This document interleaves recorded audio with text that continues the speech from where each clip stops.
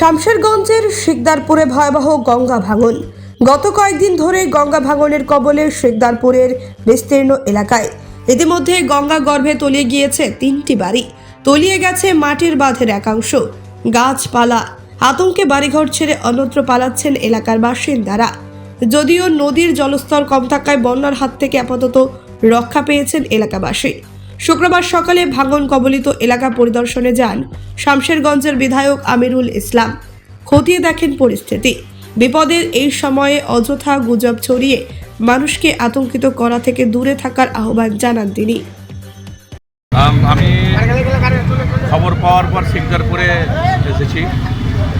তো গভীর রাত্রে এখানে একটা ভাঙন হয়, কয়েকটা বাড়ি ক্ষতিগ্রস্ত হয়েছে। আর হয়তো ভাঙন হলে পারে, হয়তো সমস্যা হতে পারে, কিন্তু সবচেয়ে বড় দুঃখের বিষয় যে একটা গুজব ছড়িয়ে দেওয়া হচ্ছে। রাত্রিবেলা যে গুজবটা ছড়ালো যে জল ঢুকে গেছে, বাঁধ ভেঙে গেছে, জল ঢুকে গেছে, এতে একটা আতঙ্কের পরিবেশ তৈরি হয়েছে। আমি তাদেরকে বলবো যে ভাই, এরকম আতঙ্ক ছড়াবেন না।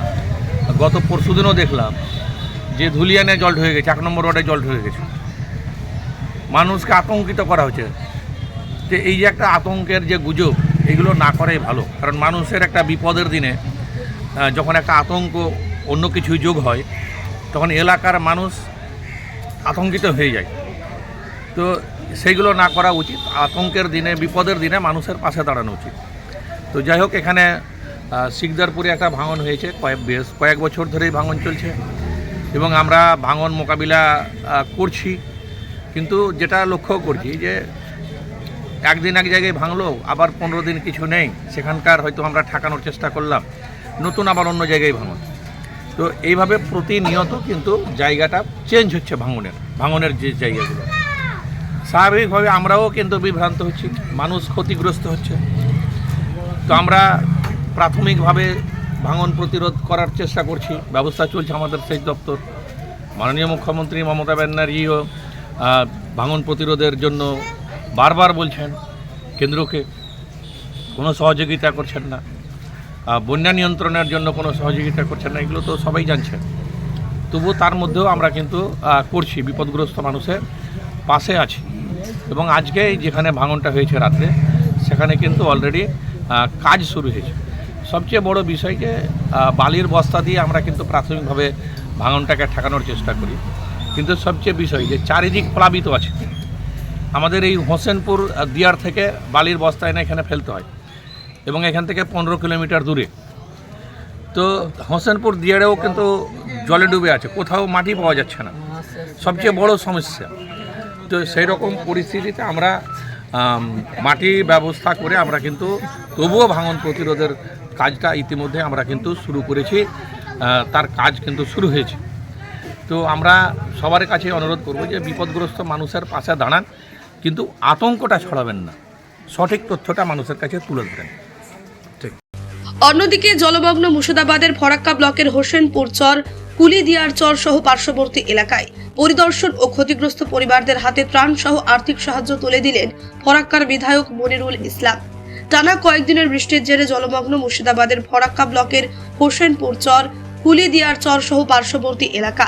কয়েকদিনের টানা বৃষ্টির জেরে নদীর বাঁধ উপচে গঙ্গার জল ঢুকে পড়েছে মুর্শিদাবাদের ফরাক্কা ব্লকের হোসেনপুর চর, কুলিদিয়ার চর সহ পার্শ্ববর্তী এলাকা।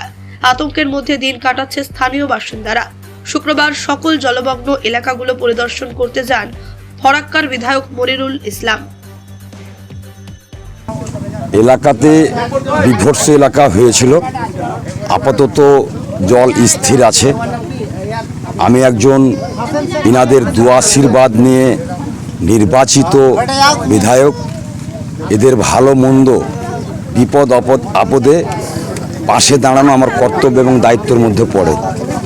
তাই আমি একজন অভিভাবক হিসেবে, একজন বিধায়ক হিসেবে আমার বিধানসভার এরিয়ার যে দুস্থ অসহায় মানুষ দেখতে পাচ্ছেন, নদীর ধারে বাড়ি, অনেকের বাড়ি তলিয়ে গেছে।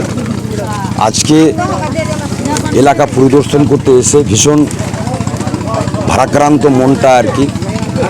আমার নিজস্ব তহবিল থেকে যতদূর পারলাম প্রায় 200 পরিবারের হাতে কিছু খাদ্য সামগ্রী এবং ত্রিপল, আর যারা খুবই একবারে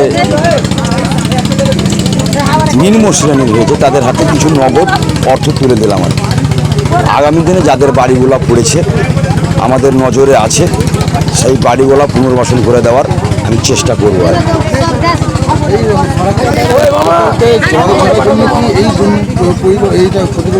দেখুন, অবশ্যই এই ব্যারেজ আমাদের জন্য উত্তরবঙ্গের সঙ্গে বঙ্গের যে একটা মেলবন্ধন হয়েছে, তার সাথে সাথে আমাদের বাঁধ, ফারাক্কা বাঁধ ব্যারেজ যাকে বলছি আর কি, সেটা আমাদের অভিশাপ হয়েও উঠেছে আর কি। আমাদের সেই ভূতনি দিয়ার মানিকচক থেকে নিয়ে আপ টু সুতি, শামসেরগঞ্জ, ফারাক্কা, বৈষ্ণবনগর, এই সব এলাকার মানুষ গঙ্গা ভাঙনের কারণে তাদের ভিটামাটি শিক্ষা প্রতিষ্ঠান থেকে নিয়ে, ধর্ম প্রতিষ্ঠান থেকে নিয়ে সব নদীর গর্ভে চলে যাচ্ছে। এটা যখন বাংলাদেশের সঙ্গে কেন্দ্রীয় সরকার জল চুক্তি করছে তখন কিন্তু আমাদেরকে জানাচ্ছে না, আমাদেরকে অন্ধকারে রেখে বাংলাদেশের সঙ্গে জল চুক্তি করছে।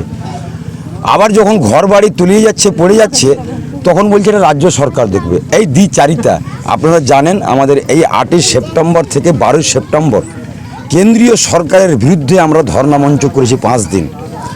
এই ধর্ণা মঞ্চে আমাদের 9 দফা দাবি আছে। যারা ক্ষতিগ্রস্ত হচ্ছে এই বন্যা কবলিত এলাকাতে, নদীর গর্ভে ভিটামাটি হারিয়ে যাচ্ছে, তাদের জন্য পুনর্বাসনের ব্যবস্থা করতে হবে এবং নদীর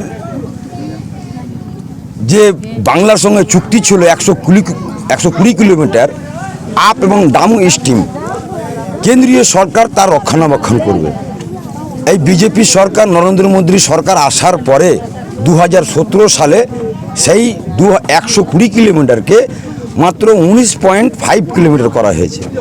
তো এই অবস্থায় তো আমরা থাকতে পারি না, আর আমরা হাত গুটিয়ে থাকতে পারি না, কারণ এখানকার যারা আদি বাসিন্দা, তাদের পূর্বপুরুষজনেরা এখানে এসেছেন, ওরা কোথায় যাবে? তাদের জন্য আমরা লড়াই সংগ্রাম চলছে। আমরা ব্যারেজে 5 দিন ধর্ণা দিয়েছি। আগামী দিনে আমাদের নেতার সঙ্গে রাজ্য নেতৃত্বের সঙ্গে কথা বলে আমরা রাজভবন ঘেরাও করার একটা চেষ্টা করছি বা ওখানে ধর্ণা মঞ্চ করার চেষ্টা করছি। তারপরেও যদি না হয় তো দিল্লির যন্তর মন্তরে গিয়ে আমরা ধর্ণা লাগাবো। কিন্তু আমরা কারোর কাছে ভিক্ষা চাইছি না, কারোর কাছে অনুদান চাইছি না, আমাদের প্রাপ্য, আমাদের হক আমরা চাই।